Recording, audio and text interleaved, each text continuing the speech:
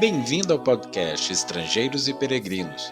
A mensagem de hoje será apresentada por Tomás Guidai.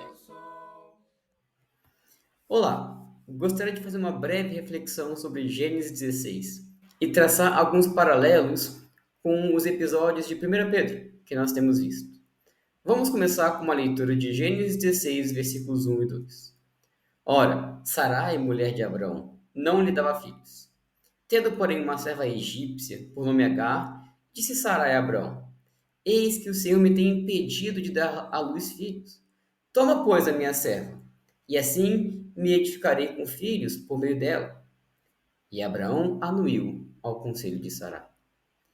O capítulo começa aqui com um problema na vida de Sarai. Ela não conseguia ter filhos. Ela era estéril, conforme capítulo 11, versículo 30 nos informa. E estava ficando cada vez mais velha. Já tinha 75 anos a essa altura. E era comum as mulheres ficarem tristes e angustiadas, muito mais comum do que hoje, pelo fato de não terem filhos.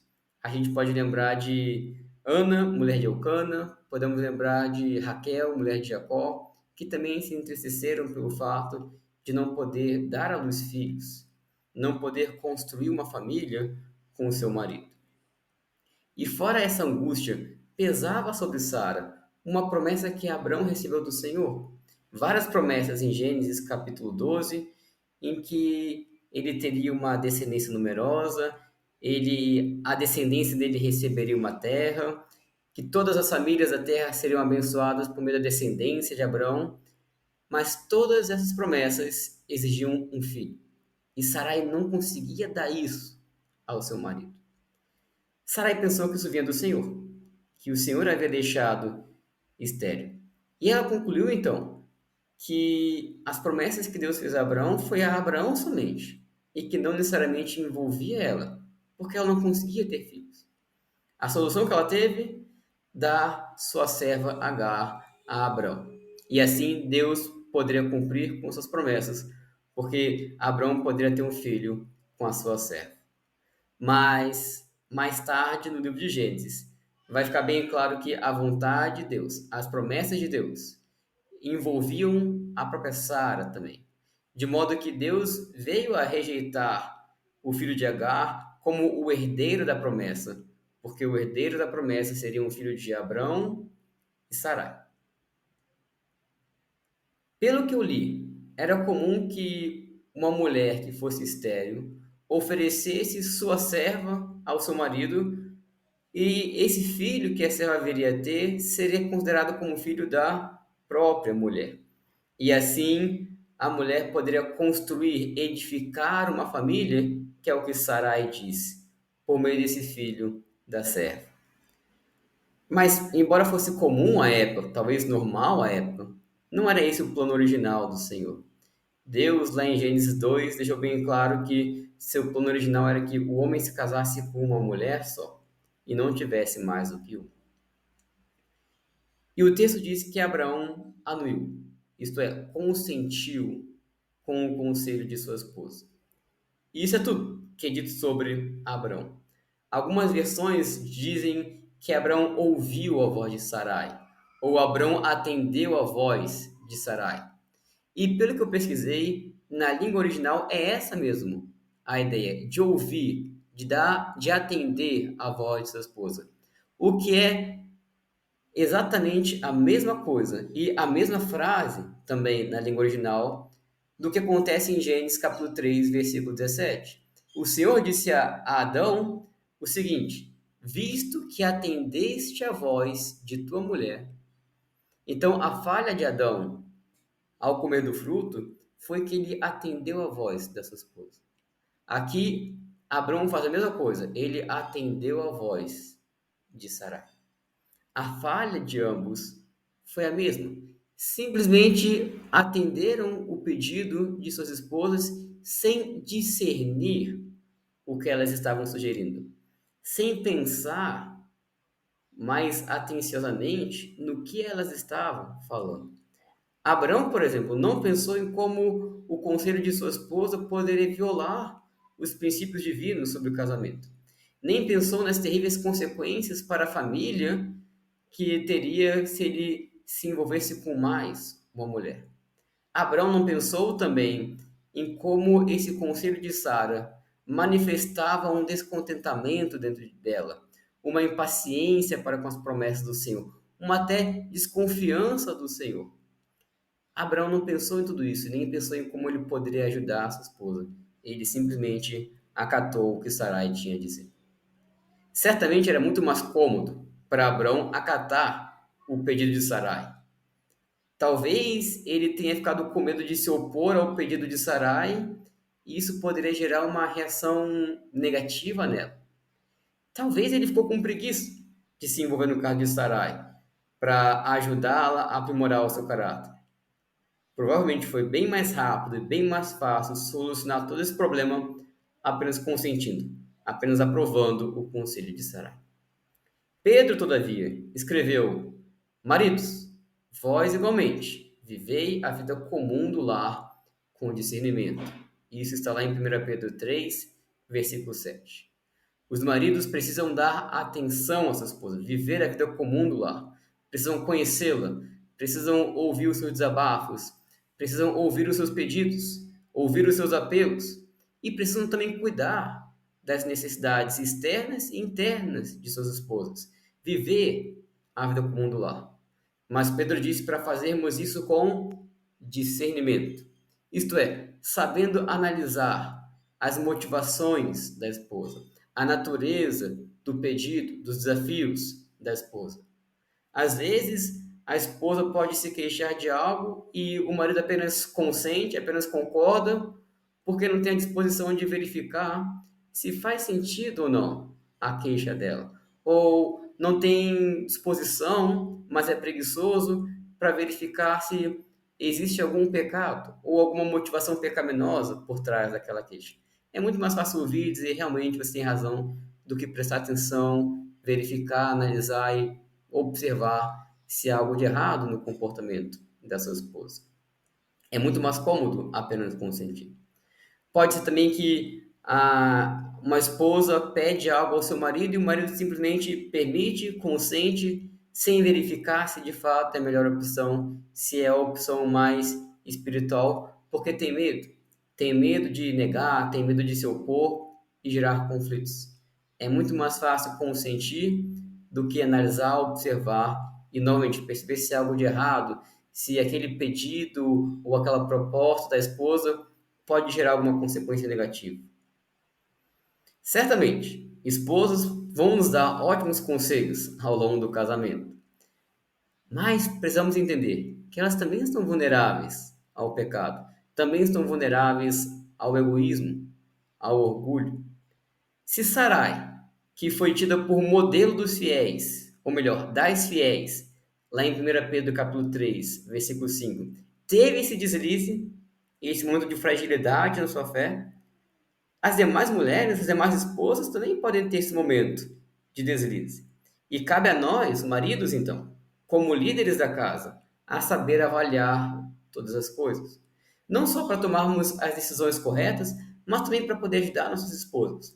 Para também saber enxergar as dificuldades e desafios da nossa esposa. Infelizmente, nesse caso aqui, Abraão foi um claro exemplo de alguém que simplesmente acatou o pedido de sua esposa, sem saber discernir a sua queixa e o conselho de Sarai. Versículo 3 diz: Então Sarai, mulher de Abrão, tomou Agar, a egípcia, sua serva, e deu-a por mulher a Abrão, seu marido, depois de ter ele habitado por 10 anos na terra de Canaã. Mas um paralelo com o capítulo 3. O comportamento de Sarai aqui nos lembra o comportamento de Eva no jardim do Éden. Lá em Gênesis 3:6 diz que Eva comeu do fruto e o deu também ao marido e o marido comeu. Eva pegou o fruto e entregou ao marido. Bem parecido aqui em Gênesis 16. Sarai pegou sua serva e entregou ao seu marido. É muito mais comum nós lermos na Bíblia a expressão de que o homem tomou uma mulher para si. É o que é dito sobre Abraão com Sara, que Abraão tomou Sarai para ser sua esposa. Com Isaac, diz a mesma coisa, que Isaac tomou Rebeca para ser sua esposa. Sobre Esaú diz a mesma coisa e podemos pensar e observar outros exemplos. Mas parece aqui que não foi Abrão que tomou Agar, mas Sarai tomou Agar e entregou ao seu marido. Parece que Sarai deixou o seu posto de submissão para agir com autoridade perante sua família, seu marido. Pedro também escreveu em 1 Pedro 3, versículo 1: Mulheres, sede vós igualmente submissas a vosso próprio marido. Submissão exige colocar-se debaixo da autoridade, por difícil que seja. Às vezes, o marido vai demorar muito para agir em determinada situação. Às vezes, ele nem vai agir por negligência dele. Mas isso não dá o direito à mulher de assumir a autoridade naquele momento, naquela questão. Às vezes, o marido não vai tomar a decisão mais agradável à sua esposa, mas ela precisa manter a sua submissão. Às vezes, ainda, o marido não vai tomar a decisão mais sábia para sua família, mas a mulher, mesmo assim, precisa se submeter. Não pode tomar o posto, a posição do marido. E em tudo isso, a mulher precisa manter um espírito tranquilo, um espírito manso, é o que Pedro diz no mesmo capítulo. Pode ser que o comportamento do marido seja uma tentação para a esposa ficar ansiosa, perturbada com as consequências daquilo. Mas as mulheres são chamadas para viverem em tranquilidade, sem temer perturbação alguma, é o que Pedro diz. O curioso em tudo isso é que Sarai é tida como um modelo de submissão por Pedro. Mas quando a gente lê esse capítulo 16 de Gênesis, nos perguntamos como que ela é um exemplo. Mas precisamos entender que o fato de Sarai ter deslizado aqui neste momento, ter falhado neste momento, não significa que esse era um comportamento comum de Sarai. Pode ser que ela sempre foi uma mulher submissa, mas assim como todas as outras mulheres, teve um momento de deslize na sua submissão, na sua obediência ao Senhor. Ou pode ser que a essa altura Sarai ainda estava aprendendo, amadurecendo, até que enfim depois veio a ser um exemplo de submissão. Precisamos entender que não é fácil para as mulheres serem submissas. Temos outros exemplos na Bíblia, como Eva e Rebeca, que também tiveram dificuldades com esse ponto. Mas, independente da personalidade da mulher, independente da forma com que ela foi criada, da cultura em que ela vive, todas as mulheres que querem agradar a Deus precisam se dedicar ao Senhor e chegar a esse exemplo de Sarai, de ser um exemplo de submissão, uma mulher de submissão que realmente agrada ao Senhor, independente das dificuldades que ela terá que ultrapassar para isso. E agora, Gênesis 16, versículos 4 a 6 dizem: Ele a possuiu e ela concebeu. Vendo ela que havia concebido, foi sua senhora por ela desprezada. Disse Sarai a Abrão: Seja sobre ti a afronta que se me faz a mim. Eu te dei a minha serva para a possuíres. Ela, porém, vendo que concebeu, desprezou-me. Julgue o Senhor entre mim e ti. Respondeu Abrão a Sarai: A tua serva está nas tuas mãos. Procede segundo o melhor te parecer. Sarai humilhou-a e ela fugiu da sua presença. Acho que esses versículos mostram as consequências de tudo que a gente tem visto até aqui. Quanto problema, quanta dor de cabeça, porque nós não seguimos os princípios do Senhor. Muitas vezes os homens se acham espertos porque supostamente conseguem lidar com seus problemas conforme seus próprios pensamentos e filosofias, mas quando nós não seguimos os princípios do Senhor, apenas estamos tentando tapar um buraco com outro buraco. Quando Agar engravidou, ela fez o que ela não devia, ela desprezou a sua senhora. Pedro novamente fala sobre isso. 1 Pedro 2,18 diz: Servos, sede submissos com todo temor ao vosso Senhor, não somente se for bom em cordato, mas também ao perverso. Agar precisava respeitar e obedecer Sarai, mesmo Sarai tendo agido com humilhação aqui, humilhando-a. Isso não é justificativa para Agar desprezar e desobedecer sua senhora. Novamente, o exemplo fica para nós hoje. Nós precisamos honrar e respeitar nossas autoridades, especialmente no contexto de trabalho, nossos chefes, nossos patrões. Quanto a Sarai quis tomar a autoridade, como a gente já viu, mas ela não quis arcar com o peso da responsabilidade. Quando foi desprezada por Agar, ela culpa Abrão, responsabiliza Abrão. Seja o Senhor juiz entre mim e ti. E Abrão novamente se esquiva da situação e deixa o caso nas mãos de sua esposa. Olha, faça o que você quiser com sua serva, ela está em tuas mãos. Quanta confusão a gente vê aqui, quanta desarmonia, quantas contendas aconteceram aqui. É difícil para o homem e para a mulher assumirem os seus papéis de autoridade e submissão que Deus estipulou. Mas é muito melhor assumir esses papéis do que inverter os papéis, do que ser negligente com os papéis.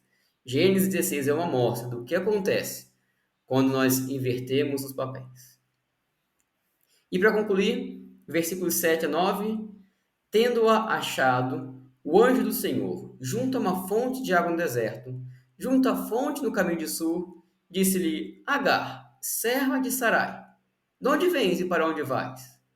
Ela respondeu: Fujo da presença de Sarai, minha senhora. Então lhe disse o anjo do Senhor: Volta para a tua senhora e humilha-te sob suas mãos.